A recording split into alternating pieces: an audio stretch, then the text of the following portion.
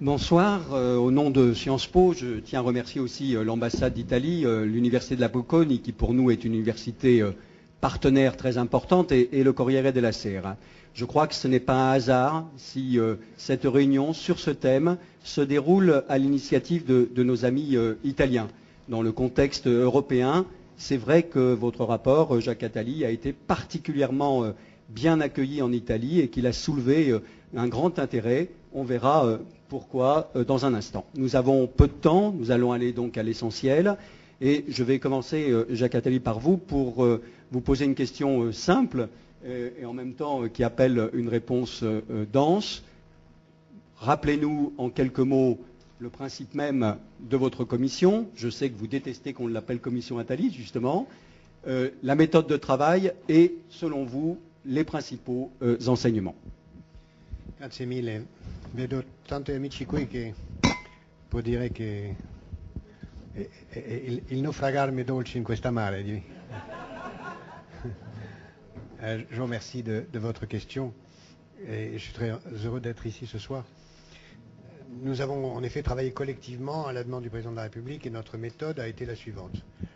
Premièrement, nous avons défini nous-mêmes notre lettre de mission. Plusieurs des membres de la commission, en dehors de Franco et Mario, sont dans cette salle ce soir, ainsi que le rapporteur général, ils peuvent en témoigner. Deuxièmement, j'ai eu le privilège de choisir moi-même, totalement librement, les membres de cette commission, ce qui nous a assuré une véritable liberté de penser. Troisièmement, nous avons eu à notre disposition la totalité de l'administration, c'est-à-dire que l'administration a travaillé pour nous et véritablement nous a aidé à rendre concret les choses. Quatrièmement, nous avons pu auditionner en toute liberté, et c'est pour ça que quand on nous reproche parfois de ne pas avoir été en situation de concertation, c'est totalement faux. Nous avons auditionné 450 groupes, syndicats, associations diverses. Cinquièmement, nous avons eu l'apport et le soutien d'un très grand nombre de techniciens qui ont été notre appui pour faire le travail de recherche. Et en particulier, celui qui nous a dominé principalement, c'était ce qui se passe à l'étranger. Dans quel domaine y a-t-il des expériences utiles? Et nous avons commencé par ça, à regarder les réformes qui avaient été faites ailleurs. Ensuite, autre principe, nous avons travaillé beaucoup, avec des réunions tous les jours, par petits groupes, auxquels même nos amis étrangers, puisqu'il y avait 7 étrangers dans la commission. Le mot étranger me choque, mais 7 non-citoyens français, même s'ils étaient loin d'être des étrangers. Nous avons, même ceux qui venaient de loin, sont venus à ces réunions, parfois pour 2 heures dans Paris. Et des réunions plénières, une fois tous les 10 jours. Et le principe fondamental a été, et je crois que c'est un principe qui est déterminant pour la qualité et la force de notre rapport, c'est que nous n'avons jamais voté. C'est un rapport qui est un résultat d'un consensus. Tout ce qui est dans ce rapport est approuvé par tous les membres, même si certains auraient voulu plus ou voulu moins. En tout cas, c'est un rapport collectif. Ce qui en donne une force, parce qu'il y avait à la fois des syndicalistes, des universitaires, des chefs d'entreprise, des hommes politiques, des gens qui s'occupent de travail associatif, des démographes, des gens de Paris, de province, du monde entier.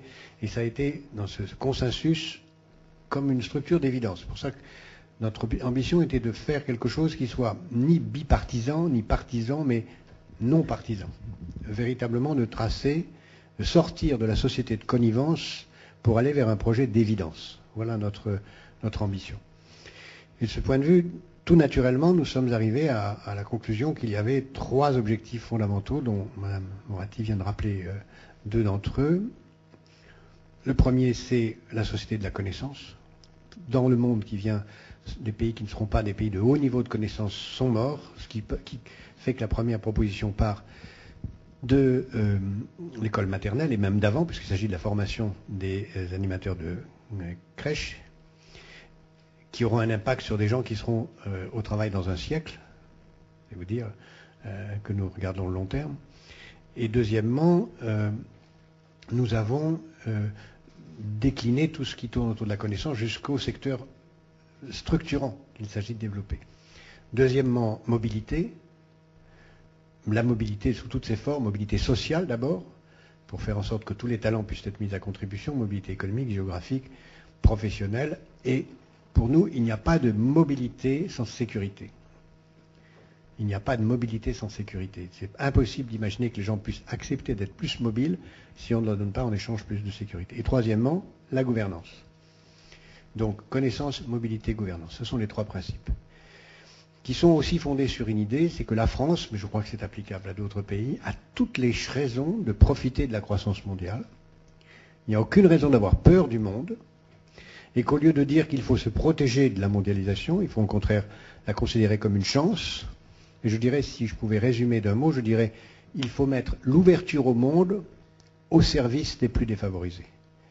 L'ouverture au monde au service des plus défavorisés. Les plus défavorisés à l'intérieur, les femmes, les jeunes, enfin tous ceux qui souffrent plus particulièrement de ne pas profiter de la croissance, et les plus défavorisés à l'extérieur. Donc l'ouverture, parce qu'il ne faut pas refuser le monde, mais au service de ceux qui ne sont pas privilégiés. Et pour la société française en tout cas, ceux qui sont les moins privilégiés, c'est les générations futures.